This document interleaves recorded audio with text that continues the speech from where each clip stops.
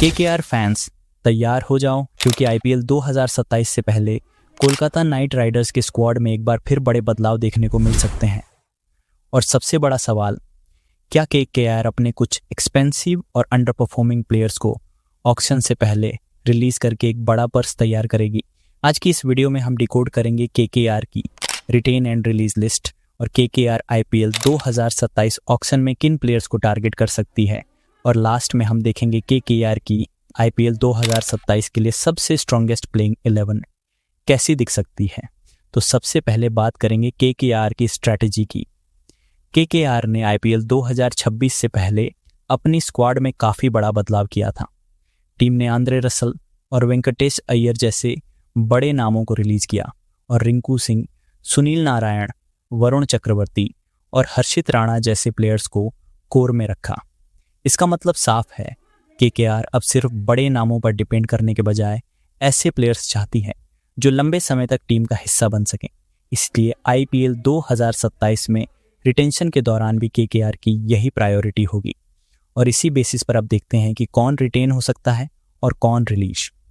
तो सबसे पहले केकेआर की रिलीज लिस्ट देख लेते हैं। सबसे पहले बात अजिंक्य रहाणे की, लेकिन यहाँ एक इम्पॉर्टेंट अपडेट है। रहाणे ने 30 जुलाई को क्रिकेट के सभी फॉर्मेट से रिटायरमेंट अनाउंस कर दिया है। इसलिए टेक्निकली केकेआर उन्हें रिलीज नहीं करेगी, बल्कि रहाणे का नाम स्क्वाड से रिटायरमेंट की वजह से ही बाहर होगा। 2026 में रहाणे टीम के कैप्टन थे, इसीलिए उनका रिटायरमेंट केकेआर के लिए एक बड़ा चेंज है। अब केकेआर को न सिर्फ एक नए बैटर की तलाश करनी होगी, बल्कि लीडरशिप ग्रुप में भी बदलाव करना होगा। एक शानदार करियर के बाद रहाणे ने क्रिकेट को अलविदा कह दिया है। अगले प्लेयर है मथीशा पत्तीराणा। पत्तीराणा को केकेआर ने ऑक्शन में 18 करोड़ की भारी अमाउंट में बड़ी उम्मीदों के साथ अपने स्क्वाड में शामिल किया था। उनकी सबसे बड़ी ताकत है उनकी यूनिक बॉलिंग स्टाइल और डेथ ओवर्स में विकेट टेकिंग एबिलिटी।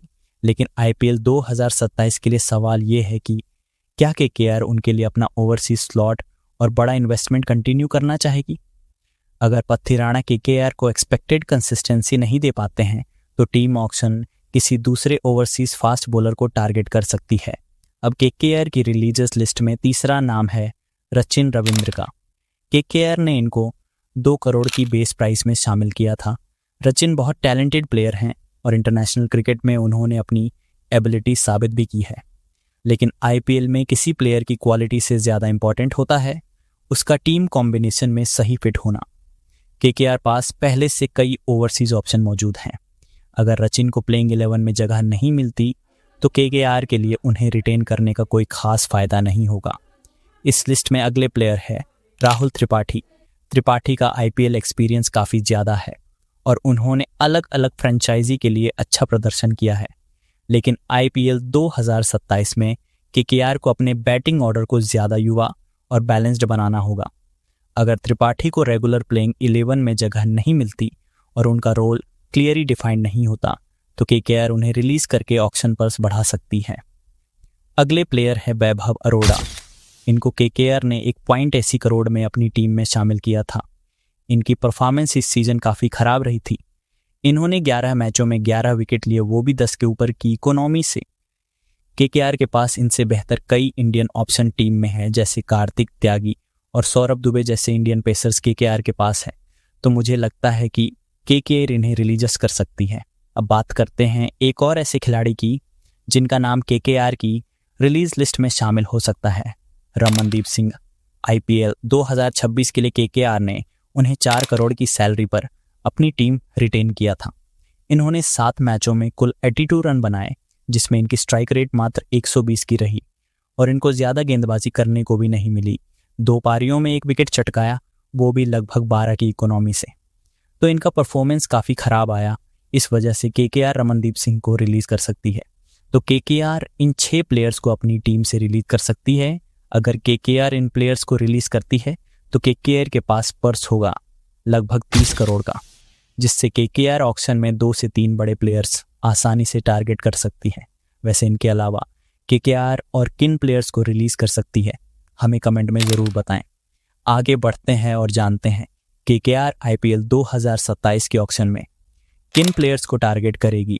तो केकेआर को एक एक्सप्लोसिव ओवरसीज बैटर या ऑलराउंडर की ज़रूरत है और एक quality Indian top order batter चाहिए जो फिन एलन के साथ ओपनिंग का जिम्मा उठा सके।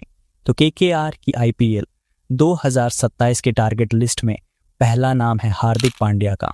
अब देखो, आईपीएल 2027 से पहले हार्दिक पांड्या के केकेआर में ट्रेड को लेकर रूमर्स ने फैंस की एक्साइटमेंट बढ़ा दी है।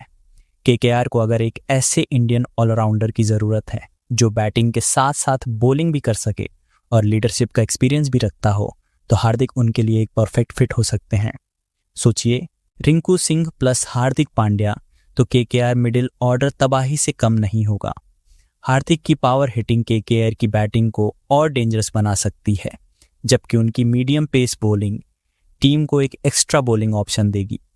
लेकिन सबसे बड़ा सवाल है, क्या केकेआर हार्दिक को ट्रेड करने के लिए अपनी स्क्वाड में कोई बड़ा बदलाव करेगी? आप बताओ, हार्दिक पांड्या केकेआर में आए तो क्या केकेआर आईपीएल 2027 की सबसे खतरनाक टीम बन जाएगी?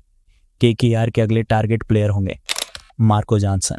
देखो, जॉनसन को पीबी केस रिलीज करेगी क्योंकि मार्को जॉनसन का परफॉर्मेंस इस सीजन कुछ अच्छा नहीं रहा। पंजाब ने जॉनसन को 7 करोड़ की भारी भरकम कीमत पर अपनी टीम में शामिल किया था। पंजाब के पास पहले से स्टोइनिस और कूपर कॉर्नेली जैसे ऑलराउंडर है, तो इनका रिलीज होना लगभग तय है। और मार्को जॉनसन काफ़ी तगड़े प्लेयर है। ज़्यादा लंबे होने की वजह से इनको फ्लैट पिच पर भी ज़्यादा बाउंस मिलता है। ये अपनी बॉलिंग से अच्छे अच्छे बल्लेबाजों को परेशान कर सकते हैं और विकेट टेकिंग बॉलर हैं, और अपनी गेंदबाजी के साथ ये बल्लेबाजी भी काफ़ी अच्छी करते हैं।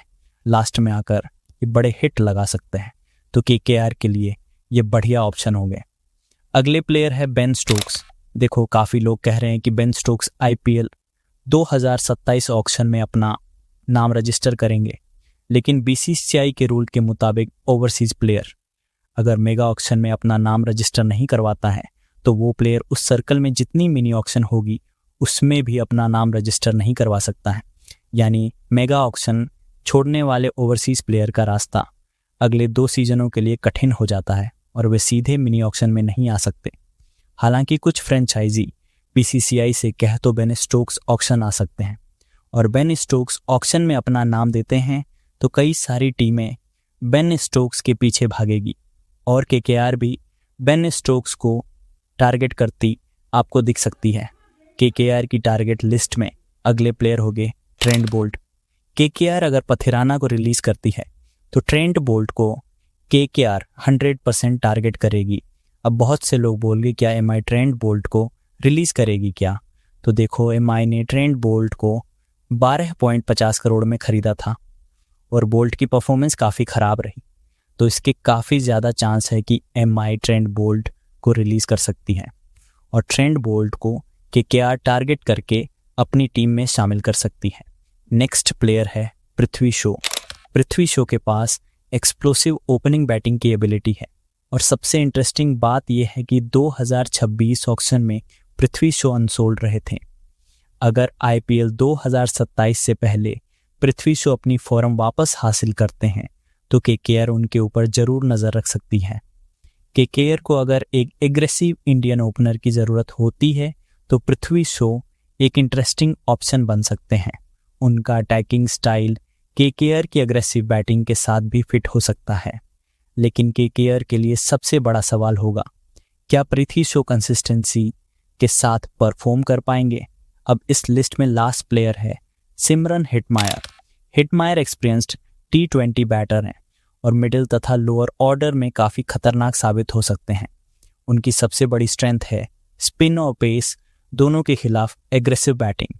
अगर केकेआर को मिडिल ऑर्डर में एक ओवरसीज पावर हिटिंग की ज़रूरत पड़ती है तो हेटमायर एक बढ़िया ऑप्शन हो सकते हैं, और आरआर हेटमायर को रिलीज़ करेगी क्योंकि इनकी फॉर्म काफ़ी ख़राब रही और आरआर के पास पहले से डोनोवन फरेरा है। तो यह थे कुछ प्लेयर्स जिन्हें केकेआर ऑक्शन में टारगेट कर सकती है। वैसे इनके अलावा केकेआर और किन प्लेयर्स को टारगेट करेगी, हमें कमेंट में ज़रूर बताएं। अब जान लेते हैं आईपीएल 2027 के लिए केकेआर की प्रॉबल प्लेइंग 11 कैसी होगी। तो केकेआर की तरफ से ओपनिंग करने आएंगे फिन एलन और पृथ्वी शॉ।